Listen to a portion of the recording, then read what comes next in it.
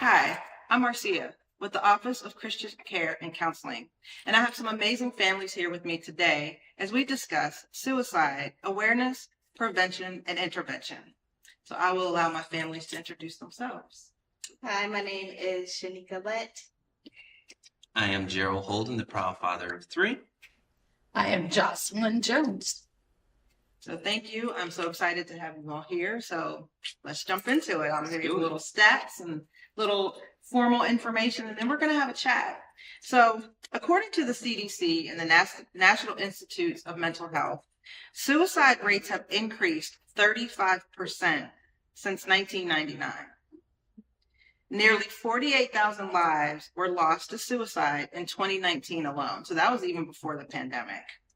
So comments or thoughts about suicide, also known as suicidal ideation, can begin small, like things like, I don't want to be here.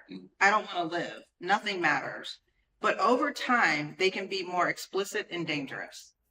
Suicide is preventable. Did you all know that? Yeah. You knew that? Okay, great. So we're here to talk about awareness, prevention, and intervention, which are the keys to keeping people alive. So suicidal thoughts are a symptom, just like any other disease. They can be treated and they can improve over time.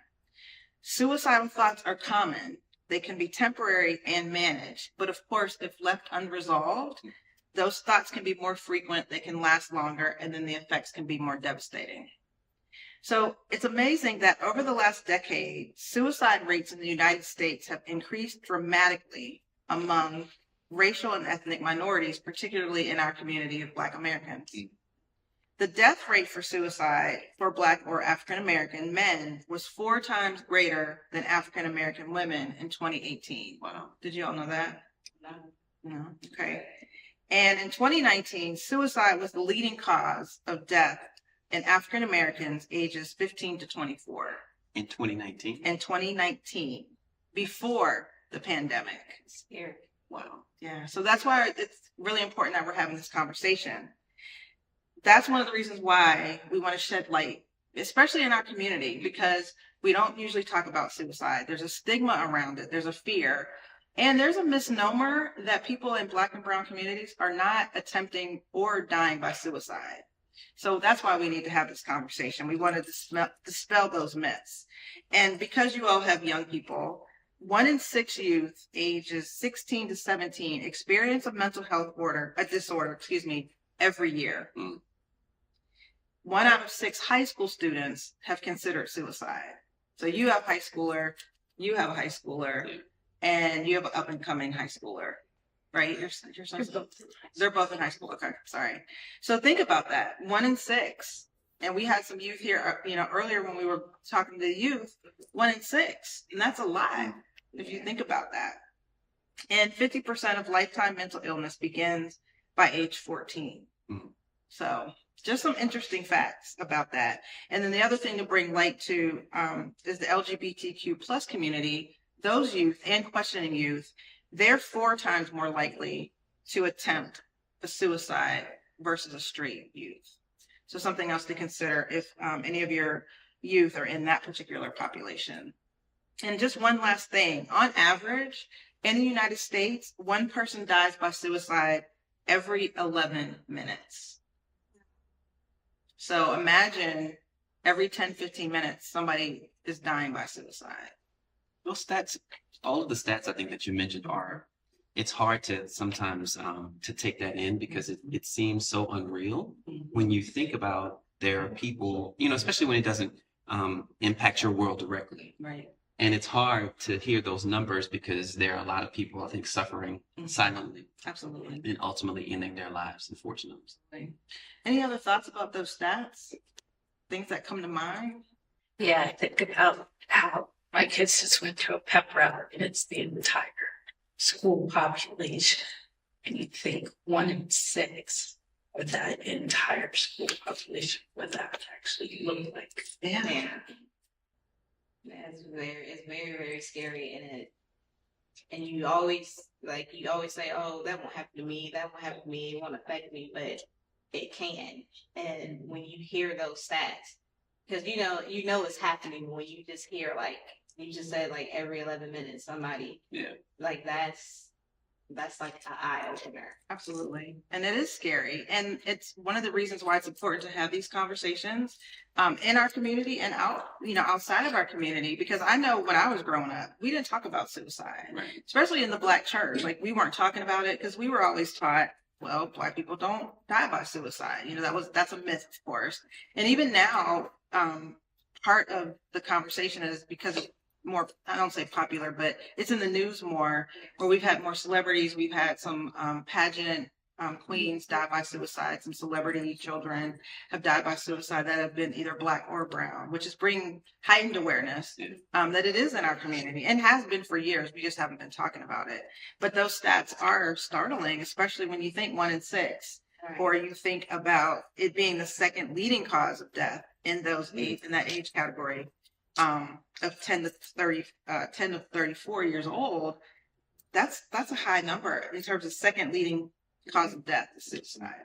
Yeah. So just something to think about. And when I had the conversation with the youth, we were talking about Black males. Their rate is extremely high. Black females attempt more, but Black males are more successful in their attempt to die by suicide. So that's just another startling fact that some people just don't know. Yeah.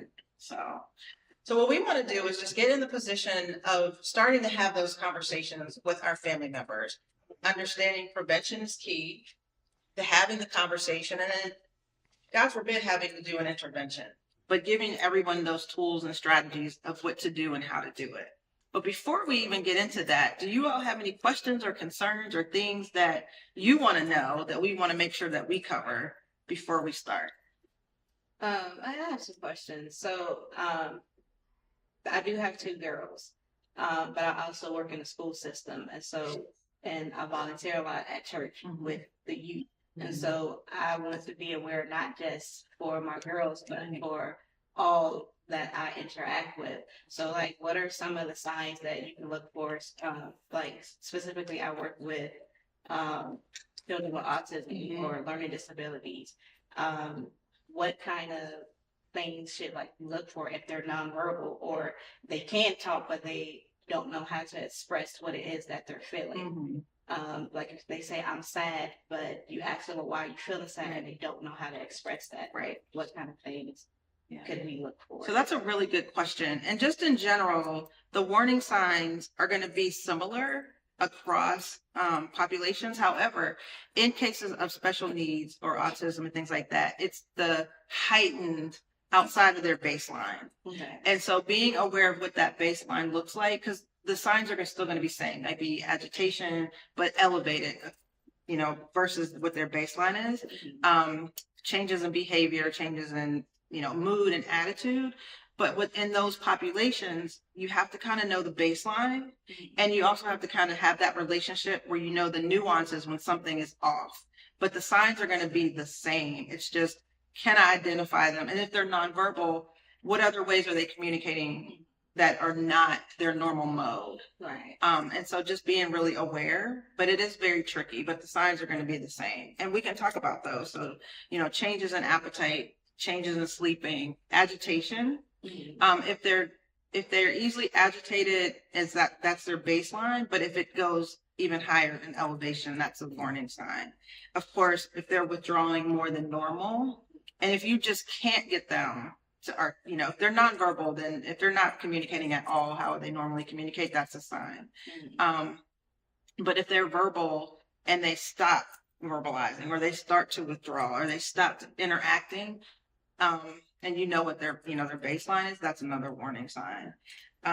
Neglecting their personal appearance outside of what their normal daily teenage stuff is. Their normal teenage stuff, right? But you can kind of, that's another thing, being aware and present of your own children's baseline and or those you're working with, right? Because those little nuances that sometimes we discount is an actual warning sign. So just being aware of that. Taking some trainings too, we can talk about that too. There's mental health first aid for youth, which is an excellent program that can give caregivers, parents, and lay people information on how to look for those signs, how to triage. So that's another kind of resource that we can provide at the end of this, and something like that. Just additional training, having conversations, getting information, talking to other mental health clinicians, what do you see or what advice do you have, things like that. Okay. Do you have another question? So as an educator, Mm-hmm. like, how do you know, like, where your part is? So like, so with my kids, with my students, I can tell if their behavior is different than how it is. And then, so, I'll contact parents and be like, hey, did something in their routine change at home or something like that? But, like, after you relay it to the parents, like, what do you do then? Like, is that where you pass the baton, or do you still, is there another part for you to play to make sure that?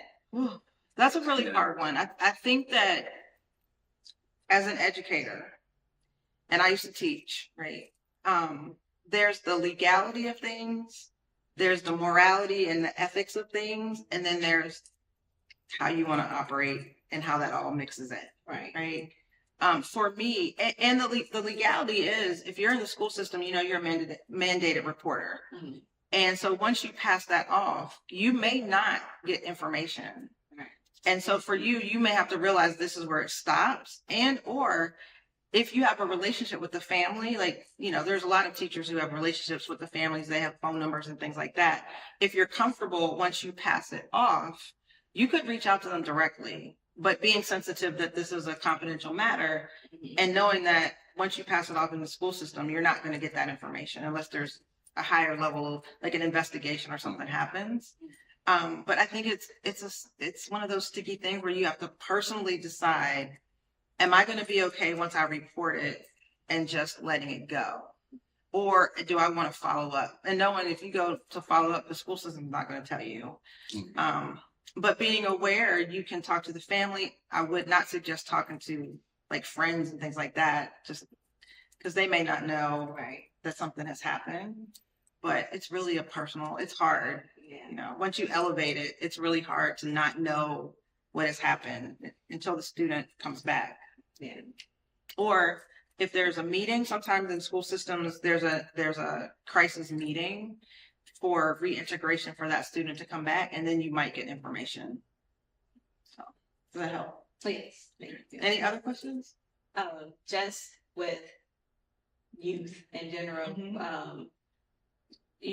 we're not always the ones that with certain stuff, parents are not the ones that your kids want to come to, but you still want to make sure that you're creating like a safe space. Absolutely. You want them to know, like, hey, you can come and talk to me. And a lot of times I think parents, we say that, like, you can come and talk to me. So it's kind of just like a tip, just like when they do finally come to you, like, make sure that you're listening to what they're saying. Because us as parents, we want to fix our kids. We want to make sure they're okay. But in doing so, you can kind of have them to be like, see, I knew I shouldn't have told you, so I'll come and talk to you. So just like, what does that look like with creating that space, that safe space for them? And then when they do come, like, kind of channeling yourself and telling yourself, okay, as much as you want to talk, and like say, well, maybe you do this, but just to sit there and listen.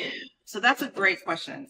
We'll talk about that now and we'll reiterate it later on. But one of the biggest things in creating that space is getting comfortable with silence and getting comfortable actively listening and removing your personal agenda outside of safety, right? I mean, that's our agenda. We all want our children to be safe, but creating that safe space of, one, asking your youth, right?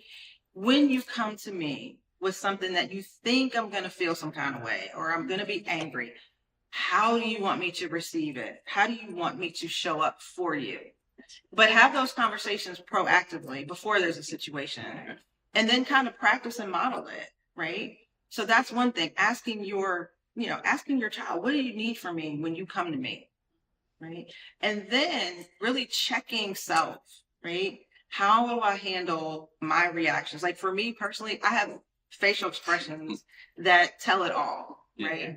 And so that's one of the things for me, I've got to check myself. Like, when my sons come to me with X, Y, and Z, check your face because that's going to give it away, right? But being aware of what your body language is or your triggers, what is going to make you uncomfortable? How can I check that before I need to engage with my child? And that might mean when they come to you, you say, this is really important, but I need a moment to get myself together and I'm going to come back, or we'll come back in 5-10 minutes or whatever, right? Because sometimes we're so busy to like engage with them that we can't even check ourselves to be present. So being present, actively listening, this one's hard, removing judgment about what they're about to tell you. Because what they're about to tell you may go against your own personal system of beliefs or core values, right? Especially if it has to do with sexual identity or drugs or alcohol or anything like that, right? What they're about to, or sex, or suicide, you know what we're talking about, right? It may go against your beliefs and your core values. And that's important to share with them, but maybe not at that moment, because we want to be really careful of blaming, shaming, and judgment when they're coming to us with that. So that active listening and really listening to understand and not respond, which goes to the fixing part, right? Because when our kids come to us, we immediately go into fix mode, rescue, right? And we're not listening. We're like, okay, but this is what you need to do. And sometimes it's not saying this is what you need to do, but how can I support you? What is it you need from me? And then we can come up with a plan of execution or intervention. Because sometimes they may have a great idea. Like we discount sometimes our youth's ability to self-solve sometimes. Even when they elevate it to us. Sometimes they're just like, I just need this. Oh, okay. You didn't need me to go through all these 15 steps. Right. You know? So I think it's really just, and creating the safe space of, what does that look like proactively and what does that look like in a crisis, right? So, and creating like maybe weekly conversations, family chats, dinner chats. They don't always have to be formal. It could be in the car. I've had some of the best conversations with my boys in the car, right? About serious stuff.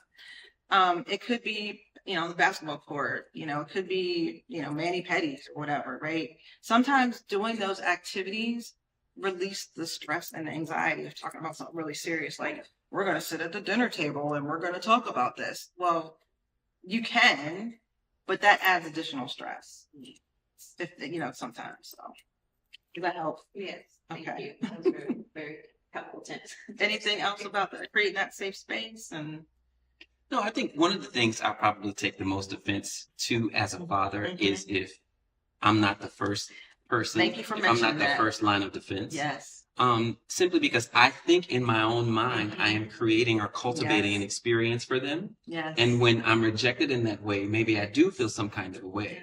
So I am very mindful of how I respond to them when I respond. Mhm. But I think I would be crushed Yes, if, you know, they were in crisis Yes. and they didn't choose me, absolutely. you know, and I say to help, but even to listen. And so that's kind of where I'm transitioning, because at a certain point, it's like your parents are cool and they're not Right. cool. And it's like, oh, I'll Yes. never talk to my parents. And I'm always keenly aware of the options that they have Absolutely. and wanting to be their first choice. Yeah. Because again, their peers may be ill-informed, misinformed, and other people may have other agendas. And as their father, I want to be a protector. Absolutely. So I try to create those pockets of peace for them. Yes. It's like, how you doing? Mhm. Like, what's, Mhm. and it'll be random. Like, we'll just throw out a random topic. It's like, oh, dad. Yeah. And I'm like, no, but I want you to be comfortable. Right. Feeling like you can talk to me about those things. But I do need to, I do have to check myself in Yeah. that way too. Yeah. And I'm glad you brought that up. And that's part of like the self-reflection, right? And it's knowing that you've empowered your youth to talk to a trusted adult.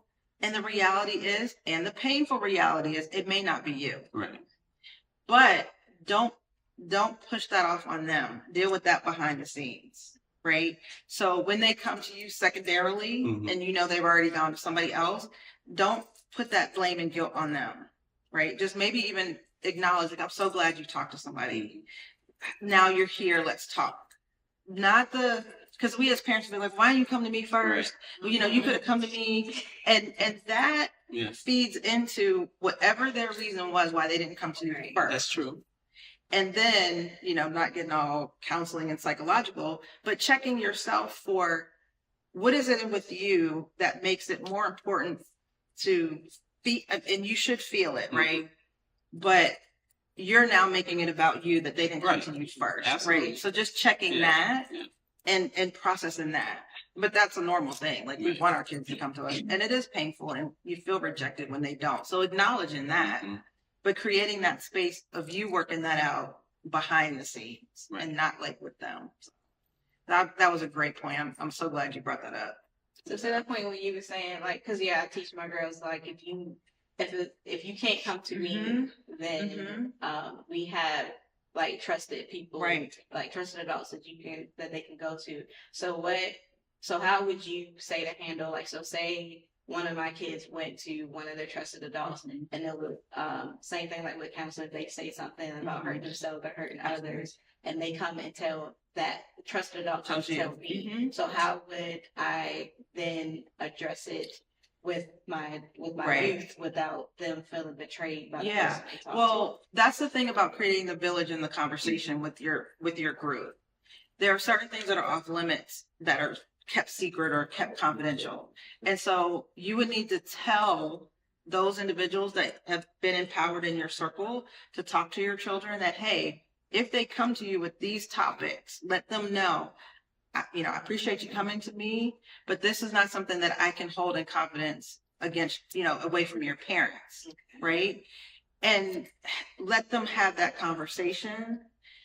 And also tell your children, I want you to be able to talk to adults about these things. However, if you go to another adult and share these topics that you predetermined, suicide would be one of them, that adult is going to come and tell me. Okay. But it's also important for you to tell those adults to tell your daughter, in your case, the same thing.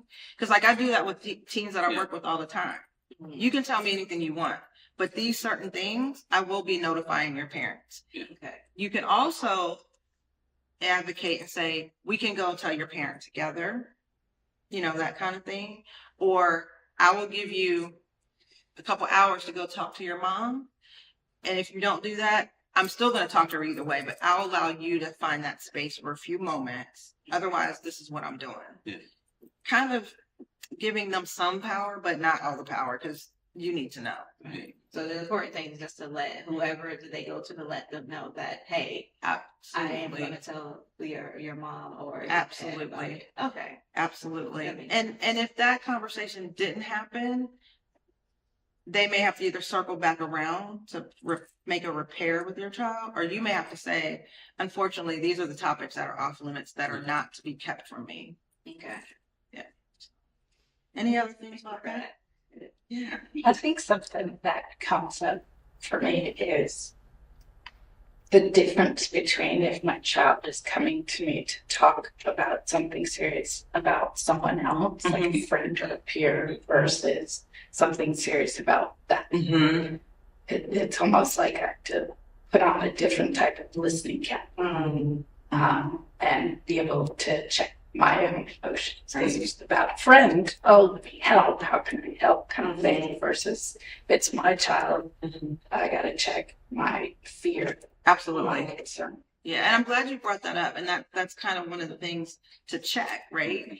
When it's your own child, because then we start to have our own insecurities come up, like, am I doing this right? Or did I do something wrong? Or I'm afraid this, that, those different things. So there's a lot of psychological mind game playing that you have to do when it's your child and they're coming to you, which is why I said, if you have to take a moment, you might have to take a moment and just say, I just need a pause. I have to collect myself, instead of possibly continuing the conversation and then it going awry and you're like, if I just taken a moment. I think you were going to say something. I think to your point, I'm always mindful of when my kids come to me and say, my friend is having this experience and they're sharing with me another perspective, right? So I usually try to take that same approach, like I'm talking to them about an issue they are having Right. personally, Okay. as opposed to taking another approach. Oh, but I can't believe, or he shouldn't do this, or she should be doing that. And then it's like, it sets up this notion that if this was my issue, and I'm talking to this dude, like, he wilding out on my friend, like, I just want to make certain that I would be offering them, again, the same kind of advice, to their friend, Right. as I would be offering. Because I think a lot, these kids will test you in ways you don't even know. It's like, I got this friend, and they're thinking about it, so you're the friend the whole time. Right. But again, Right. it's like our response to them in that moment. So I just try to be mindful of every conversation I'm having with them. Absolutely. So I don't alienate or miss an opportunity to share with them, I think, my perspective. Yeah. So that was great. So let's jump into preparing. We've kind of talked about creating the space, kind of checking our judgment and bias and, feelings, thoughts, fears, right? Let's talk about preparing for the conversation, right? And that's the part where we've talked a little bit about that, creating the safe space, checking your own judgments and bias and thoughts about suicide, right? Even your religious thoughts about it. Those are things that we have to think about when we're preparing to have the conversation. Do I want to add that or do I not? Again, get comfortable having the conversation, preparing to have the conversation. That might mean you and some other friends, or you and your partners, your spouses, kind of role playing back and forth before you have the actual conversation. It sounds silly, but sometimes we're like, let me just have this conversation, and it doesn't flow. So if you can kind of practice it, especially since it's suicide, and that's not something that we're sitting around the dinner table talking about. So kind of maybe practice, have some talking points, determine the best time, not only for you to have the conversation, but for your youth, right? And adjust as needed, right? Because just because it's a good time for us may not be a good time for them. If they're getting prepared for the SAT, this might not be a good time to have this conversation. Right. So just being mindful of that, because as parents, we're like, I need to talk to you now. And we think, let's do it. And they're not in a good space. So thinking about that. And part of preparation is also knowing what accommodations your youth might need and having the conversation. So if they have any special needs, if maybe ADHD or any other ability that needs special attention, keep that in mind. If you're planning to have this conversation, when is the best time of the day for them, based on attention span or based on whatever other accommodations that they need to have? It's kind of like when they're in school, they have their specific accommodations if your child has that. But we as parents forget. We forget, like, oh, they're not going to listen to me if it's this time, because that's when they're whatever. So just being aware of that. Understand for yourself how much information you need to have and how much you want to pass on to your youth. So that's the risk factors, warning signs, understanding the difference between self-harm and suicide. Self-harm and mutilation is very high in youth, but it does not necessarily mean that they want to commit suicide. It's another level. And I think one of our youth mentioned that it's a different mentality. So just kind of understanding self-harm and mutilation is different than the mentality that somebody's going to have for suicide. So one is pain and pain management, which is the self-harm, mutilation, and suicide is actually wanting to end their life, and just understanding the difference, but also monitoring for both. Because there's a lot of, and even in our community, they are cutting. And self-harm includes cutting, any type of pain, like bruising, harming themselves with like fire, I said cutting, any of those harmful physical behaviors, that would be the self-harm injury. And really paying attention to the influence that social media has, but also these challenges. There are a lot of challenges out there that are encouraging youth to do crazy things that can end in death.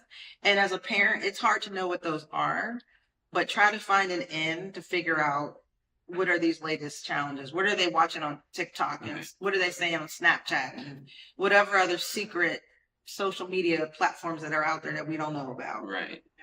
The underground ones, I'll say. And we talked about this ad nauseum, but being present, learning to be present. right? And even when I was talking to the youth earlier, that was their thing, like be present. But what does that mean for your child, right? Putting the phones away, having conversations, and decide, do you want to have conversations face to face, or do you want to have side by side conversations? What is most comfortable for both? Because as parents, we usually like, I need to talk to you, and you need to look at me in my face, and right here, eye contact, right? And that may not work for every conversation that you need to have. Side by side conversations can still be as effective.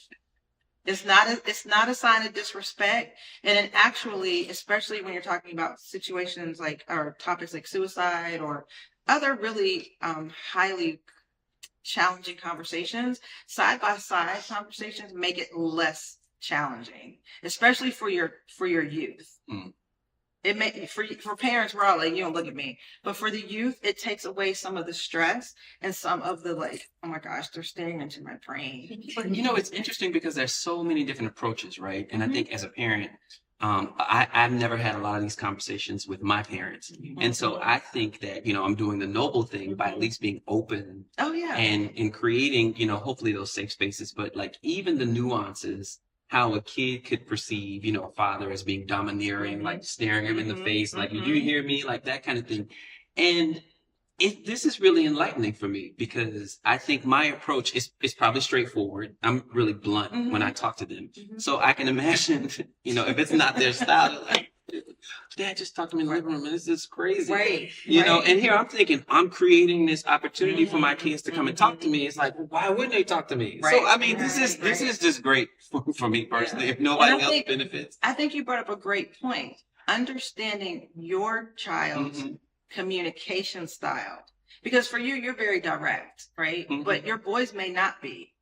So you've got to communicate, and we've got to learn to communicate with our children the way that they communicate and the way they receive it. Because that directness could be scary. I'm just, I'm saying, right? Like, my dad just talked to me about this, and now I'm just like, and you're like, I just had a conversation.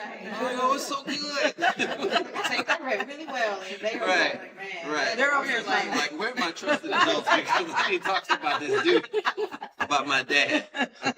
But you made up a good point though, because you was like, you have these conversations with your parents, because like a lot of times in the Black community, like when things are going on, especially if it's something that's happening in the house, that saying like, what goes on in this house stays in this house, and that's not healthy. And so sometimes I think we as a next generation, we tend to sometimes overcompensate because we don't want to be that, but and overcompensating, you're actually doing like the same result, but not trying to.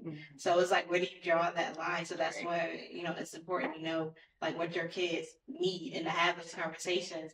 And then you have to have that conversation, because I think when you first have it, they're going to be looking like it's a test. So you got to like continue to do it and like, hey, it's okay. Like, tell me like how you feel. So like me and my girls, we have let's talk about a moment. So if somebody wants to talk, they'll say, let's talk about it. And then you'll respond, let's talk about it. And that's for them to have the floor. That's something that we just started trying out. And it's for them to have the floor. And so I have to check myself that whatever they're saying, I have to sit back because they have the floor.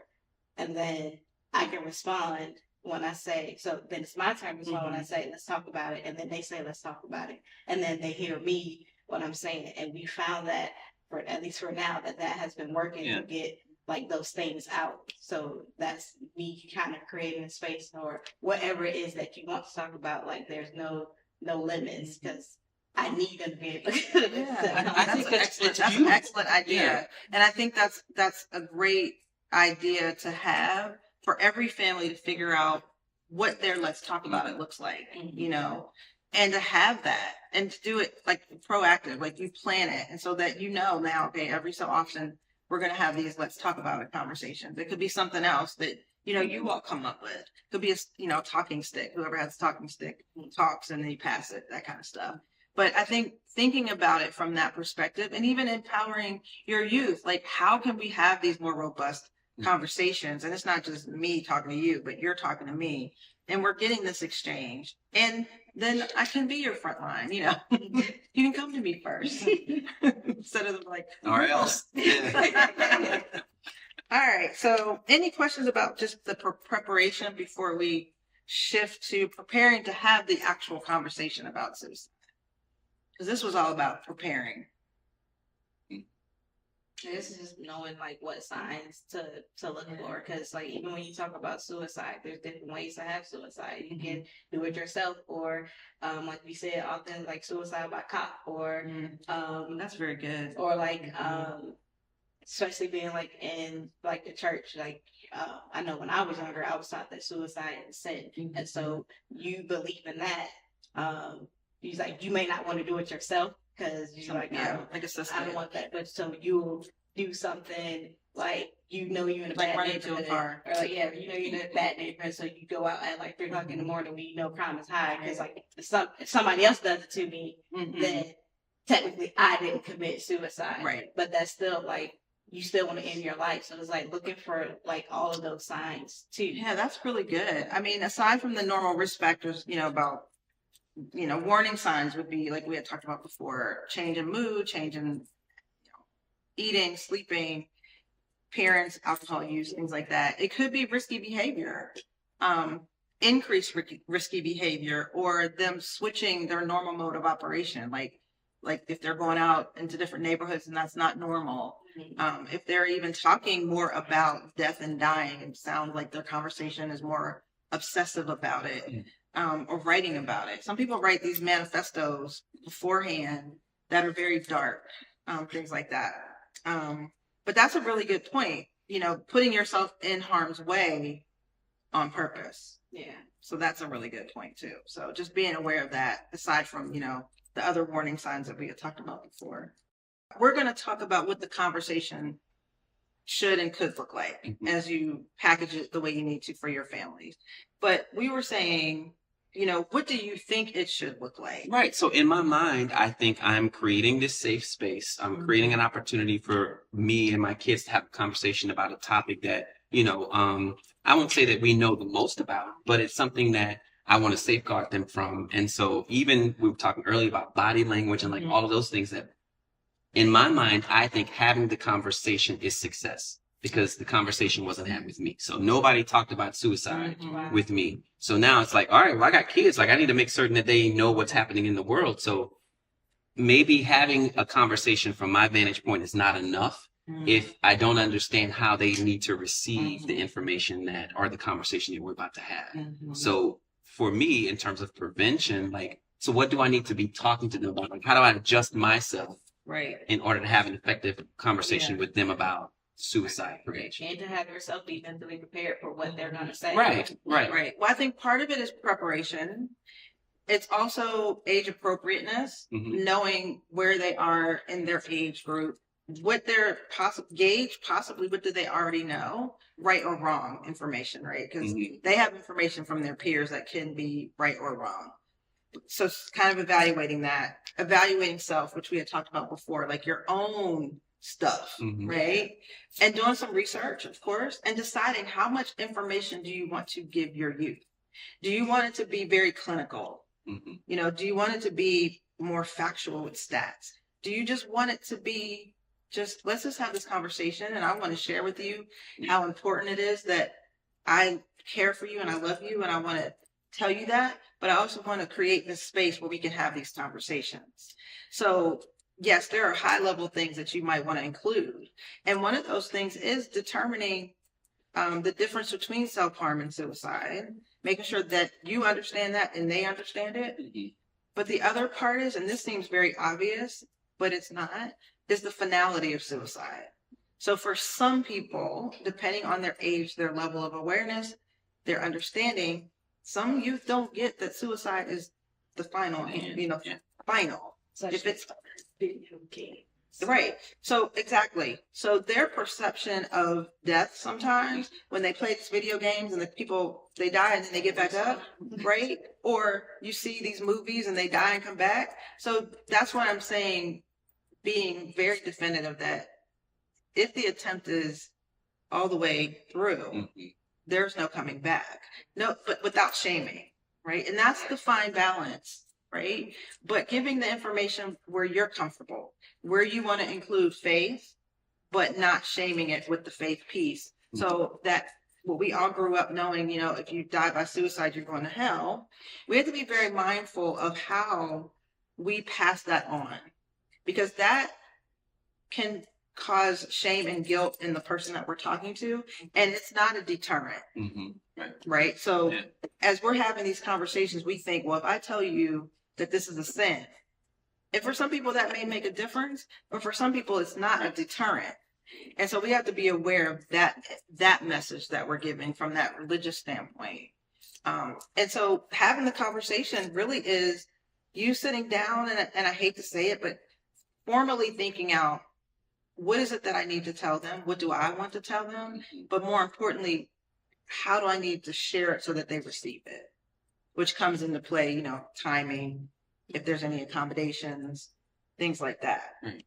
In gathering the information, I say practice, kind of role play it out, because the more comfortable you are before you have the conversation, the more comfortable it will flow. It's still going to be uncomfortable. It's suicide. But you just, we all think, oh, I'm going to go talk to my kids about this. And then it's like, oh, this is really awkward. But getting into a flow about it, and maybe even talk to other parents. Some people you could do it as a collective, do it as a co-op. Say, you know what? I have my village, you have your village of people. Maybe we all just come together collectively. One, it can ease the stress, but then your team, your youth are together as well as community, and everybody's getting the same message.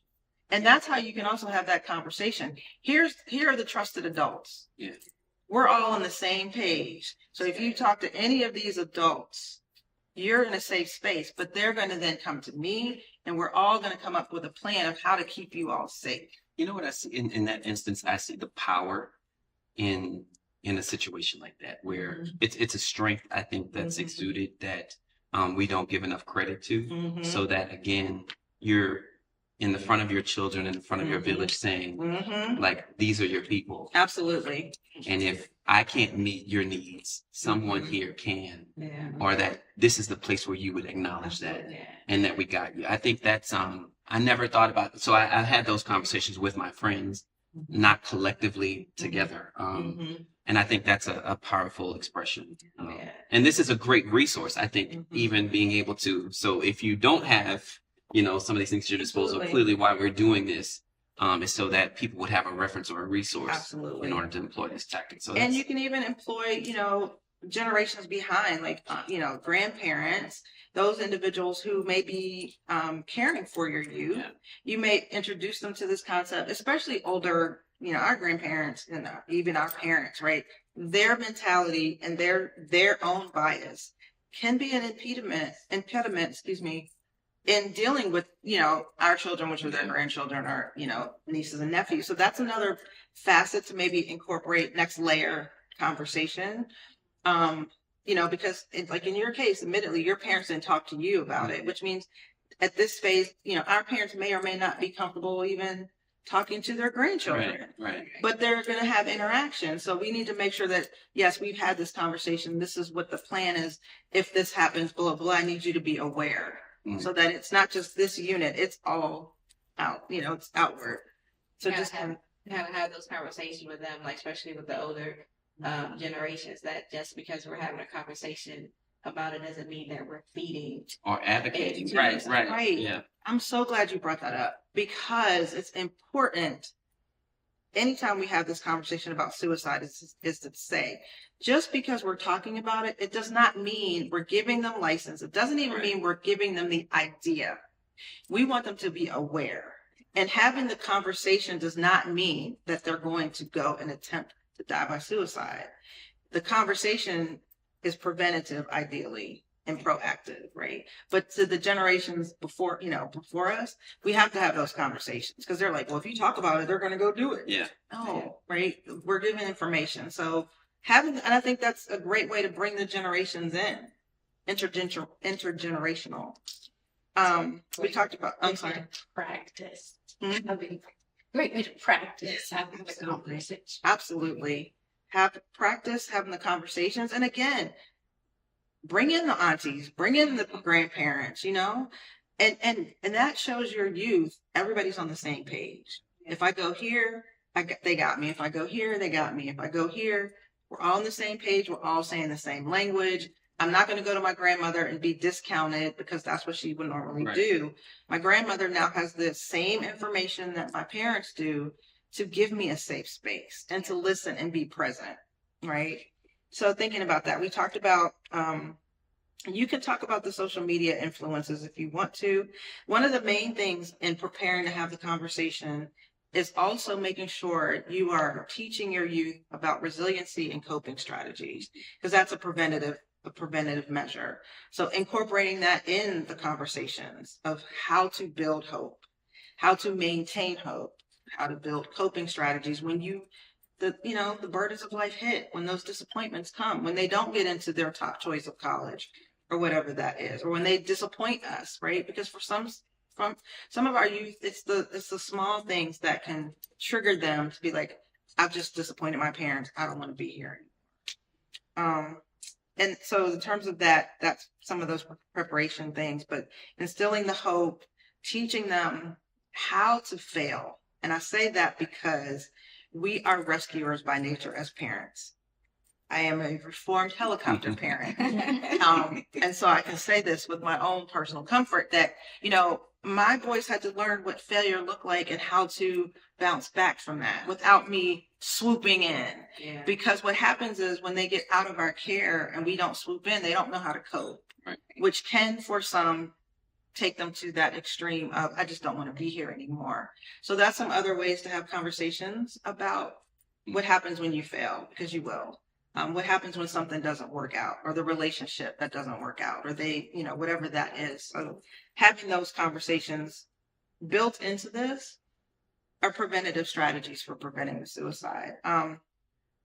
So let's talk about, actually talking to them, risk factors, warning signs, and things like that.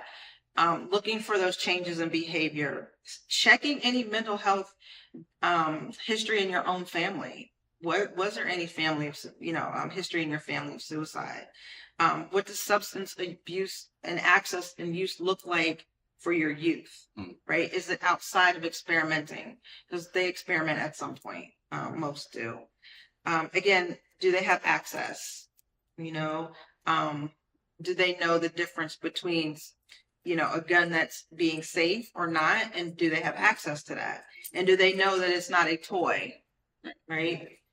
Which seems very basic, but it's very, some kids are just like, let me pick this up, and they don't know. Based on what they see on social media, on television and video games, you can get desensitized and think that those things aren't real. Yeah. And they actually are. So just understanding the risk factors, which we've talked about, and even the warning signs, but telling them and empowering them again, these are the things I'm going to be looking for. And then coming up with language within your family that these are the things I'm going to be asking you on a periodic basis, right? Or how do you want me to approach you and asking you if I have a concern, right? Because if you come up to them and be like, are you okay? They'll be like, I'm fine.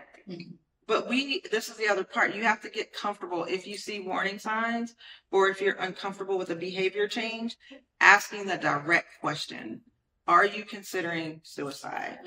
Or are you considering harming yourself? Do you not want to be here? Do you not want to live? Asking those specific, direct questions. I hate to say this, get comfortable, right, with the discomfort. Because a lot of times we don't want to ask the question, but asking the question is essential. We have to say it. We have to say, are you considering suicide?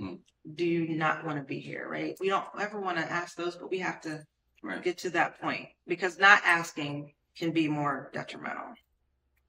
So thinking about that, and let your, again, we talked about the safe space, letting them know they can come to you or your trusted adult without fear. So this is the other thing, without fear of judgment, ridicule, persecution, chastisement, denigrating them in any way. That's a really fine balance. And if they are coming to you, getting their buy-in to what the future looks like for them, right? Well, what are you looking forward to? And if they can't, help them. Because we can tell them all day long, you have your whole life ahead of you. Right. You have this, you have that. But that's not enough. They have to be able to come up with those things and be able to articulate it, and we can help foster that. Yeah. I think it's always important to instill their faith and how that can be very grounding, and how, the hope of God and the love of God can bring us out of those things. Variety of tools and using our biblical practices to do that.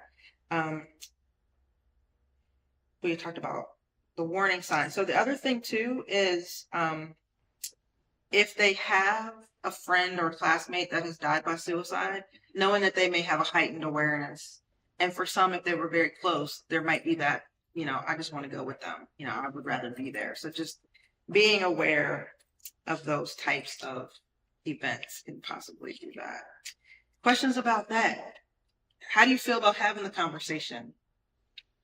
I feel better about it, and I wasn't uncomfortable talking about it, because I think like I'm the kind of person who's like, I'll just keep bringing it up, Yeah.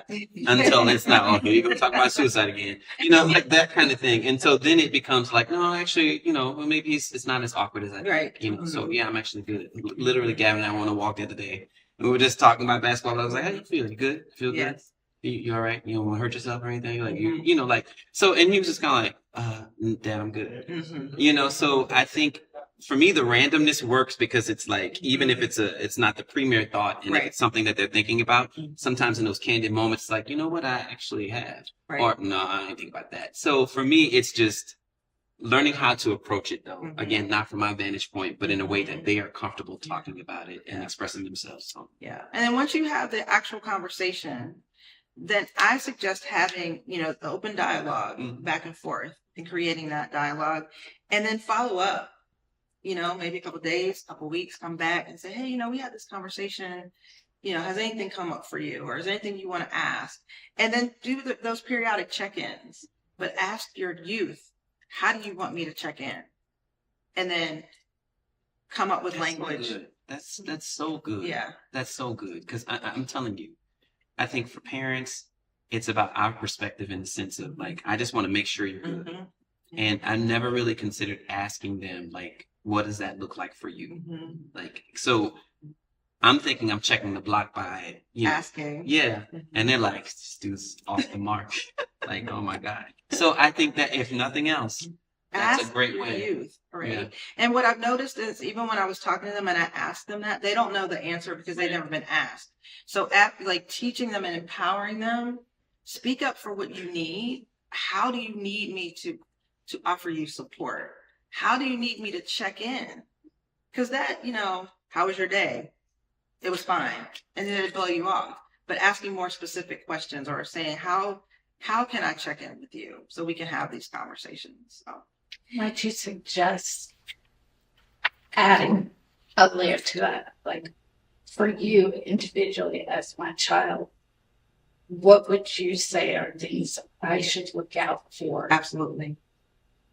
When it comes to you feeling like you're isolating or not taking care of yourself the way that you typically do. Right. What should I keep looking out for? That's great. And even like having family self-care plans and understanding what each person's self-care plan looks like. And then when they're off, they can say, well, I haven't done this as regularly, right? Or I have been isolating. I don't want to see my friends. So that's excellent. Getting your child to be able to self-reflect and advocate. Because a lot of times we're telling them everything, and they're not being empowered to tell us. So I love that idea. So thank you for that. Yeah. And even praising them, like, with the small things, like if you have a child that has history of like self-harm, and it's been like a day and you realize they have to do it, I'm so proud of you. Like I'm so glad that you're doing this. And or even have like a safe word with your child, where like, just like if they feel like they can't just give you like this monologue or dialogue of what's going on, but they have like that one word, and that means like they're in a crisis. Like having that conversation with them, like, if you feel like you can't tell me like exactly what's going on, but you say this word, then I know where we're at, and then you could talk about what the steps are that comes after that. But just to be able to have that safe word and that safe space for them, where even if it's just that one word, you know, like, oh, my child is in crisis, Yes. something is not right. Yes, I love that. And the safe word, even like I was saying, come up with language that works within your family. That's great. Even like sometimes you can have like a card system, like, you know, red, yellow, green, that they can put on the table. Green is everything is good. Yellow is like, I'm heading to a certain direction. You know, red is like, nope, 911, we need to talk. So whatever, really think outside of the box that's less intimidating for your youth. Yeah. Right? Coming to you is like, oh my God, I gotta go to my parents. But throwing a card on the table that's red, it's like, okay, they know, and they know within the, say, 20-minute period of time when I throw that card out, we're gonna have a conversation. And I don't have to, it doesn't have to be so like scary, whatever. So just thinking about ways where you can engage them in like the safe word, the language, the cards, whatever works. That's a great tool. I love that. So let's talk about intervention real quick and what that looks like, because you guys have prepared, you've had the conversation, you all have exhaled. So the intervention part is really like if they come to you and they say, I want to attempt to end my life, and or you notice the signs. So there's two approaches, right? If there's an immediate or if it's just ideation. So again, ideation is just suicidal thoughts. They're thinking about it. You know, they have thoughts here and there, but it's still something to be taken seriously. But the main thing that you're going to ask for is, of course, listen to them, hear them out, explain your concern, establish safety. Don't debate whether suicide is right or wrong. Don't debate the sin nature of it. Just really be present for them. And then assess, okay, do you have a plan? Do you have means? So means could be, do they have access to a weapon, or do they have a belt, pills, things like that? If they say yes to having a plan and a means, then you need to get immediate intervention, meaning 911, take them to the emergency room, call the crisis hotline. If you call the crisis hotline, they will then give you steps to take for the next part. And usually it will be go to the emergency room. Or they can send somebody to your home. If you call 911 and go through the steps, just let them know someone is having a mental health crisis, because that's a different dispatch team than the regular police and system that they're going to send, and that they'll know, and you can say, I have someone here that's considering attempting to end their life.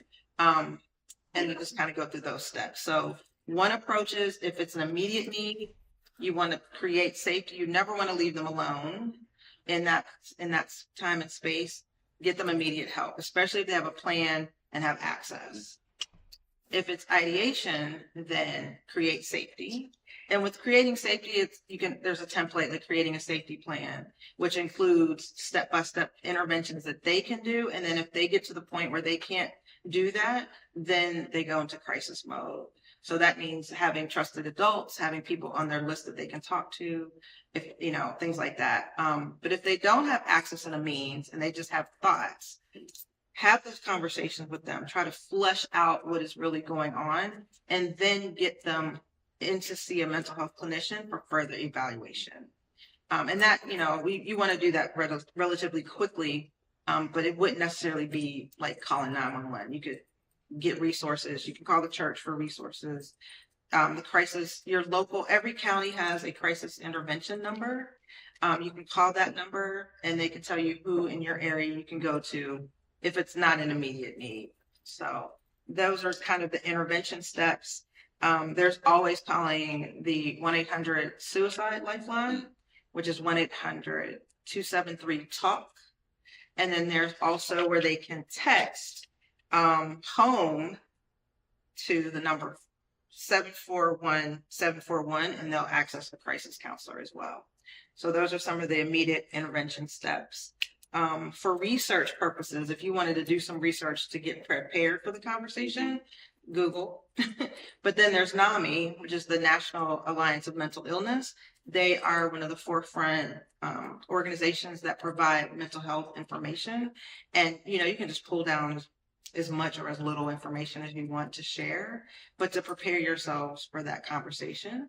And then there's always resources to tap into to get, you know, more, you know, if you want to talk to a human instead of Googling, you can tap into us as a resource as well. So Questions, comments, preparation. How do y'all feel about conquering this? This was good. It a lot of very helpful tips. Because you think that what you're doing is working, but then when you hear like there's other options and just what to do with how to approach them and how to, be when they do respond and come to you, it's very, very helpful. Okay, great. Yeah, I think for me, it's not necessarily that you're having the conversations. It's like how you are having the conversations, which can be just as important. Yeah. And I think that's where I'm going to be able to shift the emphasis or the focus to make certain that, again, what their experience is like having those conversations. Awesome.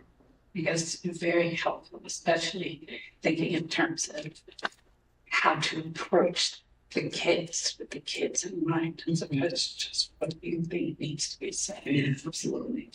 Well, good. Anything you want to share real quick with anybody? Any tips you want to give parents that you either learned or something that you really want them to kind of take away from this conversation? I think for me, just be open.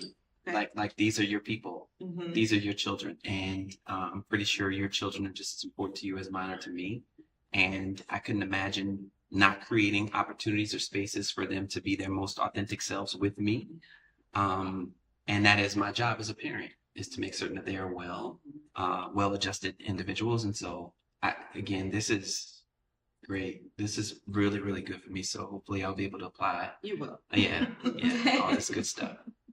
Any other last minute comments? Yeah, just to just make sure you're putting your kids first. Like get out of your own way, and let them show you. Like give them an opportunity to show you how to help them, and to just really listen and be there. And don't always try to be Mr. or Mrs. Fix It, but just be someone that's there so that they know they can come to you. That's amazing. Thank you for that. Yeah, I would say examine your village That's good. and have those conversations with those village members. That's amazing. Thank you all so much. I'm so glad we had this conversation. We might have to have another one, extended conversation, and maybe bring the youth on and kind of have some role playing maybe and kind of see what that looks like. But I appreciate each and every one of you and the conversation and your vulnerability and just your courage for being here to have this conversation and be so open. So thank you all so much. Thank you. Thank you for having us. Appreciate it. Thank you. Appreciate it. Thank you. Thank you all.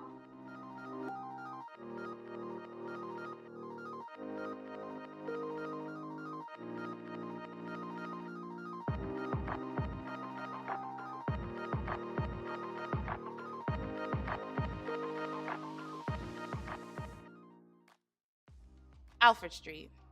Thank you for joining us for this amazing conversation. It's time to talk. A conversation on youth suicide prevention and awareness. Last week, we spoke with our teens, and they shared with us what's on their minds.